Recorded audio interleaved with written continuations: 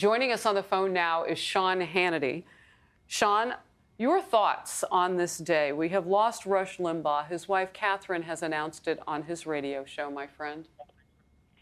Harris, thanks for having me on. I was just catching the end of Mark's comments and Bill Hemmer's comments, and I'm looking at these pictures, and I heard Catherine today, and the love of his life, very close with his family, as I think you know, Harris, and his wonderful brother David and his sister-in-law Lisa, their kids, Kristen, all, we've all been very close for a long time. There's one thing, and I think Mark was touching on this a lot. There is no talk radio as we know it without Rush Limbaugh. It just doesn't exist. And I'd even make the argument in many ways, there's no Fox News or even some of these other opinionated cable networks. And he literally did something that nobody at the time ever thought was possible. To give some context to this, and it's just heartbreaking.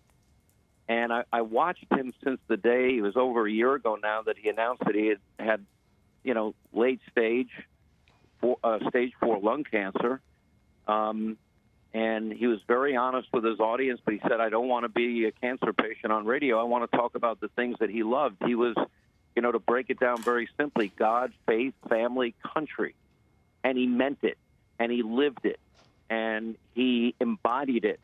And there are now generations of us that have literally, he's changed the hearts and minds of generations of Americans single-handedly. And when he started in nationally syndicated radio, there were about less than 200 talk radio stations in this country. Now there are like 4,000. He saved the AM band of radio single-handedly. And then as, radio listening shifted and talk radio started moving to the FM band, he saved that too in so many ways. My good friend, another talk show host, Neil Bortz, always said he was Babe Ruth, the Babe Ruth of talk radio. You can never replace Babe Ruth. But, I'd even take it a step further. He was Babe Ruth, Lou Gehrig, Hank Aaron, Derek Jeter, and everyone in between. The thing that I think defines him the most, he loved this country. He was a patriot. He loved his family. He loved his life. I'm looking at these pictures and I see what a life he led, and we should all strive in our pursuits of happiness to mirror what he's done.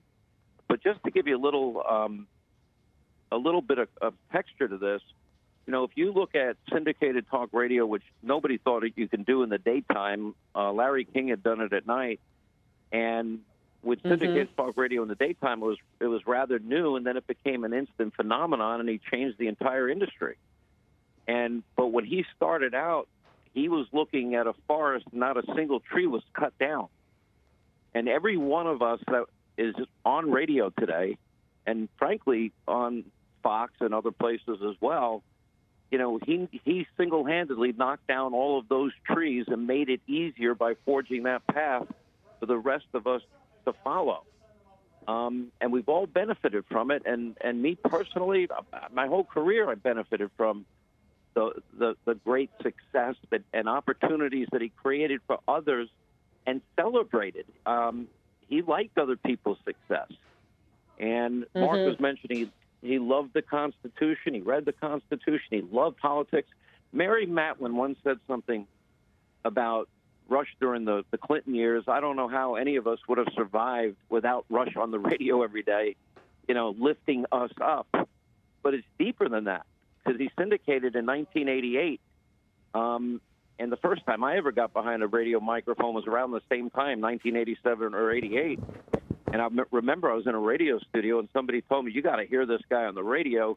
He says he has talent on loan from God, and the snowflakes in that day, if you want to use that term, they were melting that he would say it. But meanwhile, if you look a little deeper into the term, it's really all talent comes from God. It was actually a very humble statement, and everyone took it the wrong way. And with his own mischievous humor and that side of him, it was incredible. Yeah, you wanted to ask me? Go ahead. Hey, Sean, it's Bill Himmer. Hey, Bill. I'm really sorry for your loss. I know after knowing you for so many years, and Mark Levin as well, just how much you looked up to him and admired him for his, he's just so steadfast in his beliefs, and he had his detractors, and I know you're well aware of that. I want to read you one quote, then I want to ask you one specific question about Rush personally. Here's one of Limbaugh's quote. I did what I've always done. I didn't change. You can call it boring if you want, but the one thing you never have to doubt is who I am and what I believe and what I tell you I believe. I have been Mr. Consistent for the entire 28+ years I have been hosting this program.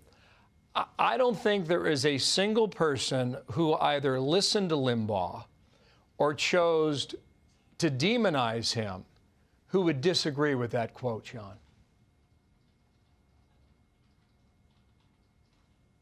Okay. Sean, you still with us? Yeah, I'm still with you. No look, problem. You know, look, he didn't change. And if you look at the conservatism, I always say now, if people ask me my politics, I say I'm a Reagan, make America great, America first conservatism. It's conservatism. I mean, it's often defined in every election. If you're a conservative, you're racist, sexist, homophobic, xenophobic. You want dirty air and water and all this nonsense. No, we want liberty. We want freedom, lower taxes, safe cities and towns, good schools, good choice, secure borders, energy independence, peace through strength, free and fair trade, and we like our Second Amendment rights. Yeah, Rush is 1,000% right. He stayed consistent. But what he did too, Bill, and this is the greatness of Rush. Rush had a genius that all of us just could envy, because he would give you a take on whatever the issues of the day were that you never thought of yourself, but you always wish you did. And that was the genius and the magic with the tongue in the cheek and the humor and talent on loan from God and the way he would engage people. You know, I remember back in my days as a local host in Atlanta, and I'd go to these Rush rooms for lunch. There'd be hundreds and hundreds of people, Rush blaring through the restaurant, and we just walk around and say hello to people and have fun. But no, it was a precursor. Conservatism, we just saw it, I believe, with Donald Trump. You know, when those principles are put in play and they work, lower taxes, less regulation, etc. All of those principles, you know, create economic activity, and he believed it with a passion. He loved American greatness. He loved our Constitution. He believed in freedom. He believed in liberty. He believed in the individual. He always taught his audience, and I learned from him, you know, it's not a zero-sum game in this life, and that collectively we want to have a rising tide that lifts all boats. I will tell you, there's never been anybody like this man. And on a personal level, I know stories. I'd probably get in trouble of his generosity if I told them, because he never wanted people to know. But I knew. And that side of him, you know, we'd see it once a year. He raised tens and tens and tens of millions of dollars for the Leukemia Society in the course of his life, and defeating that. And it's just it's a shock to the system.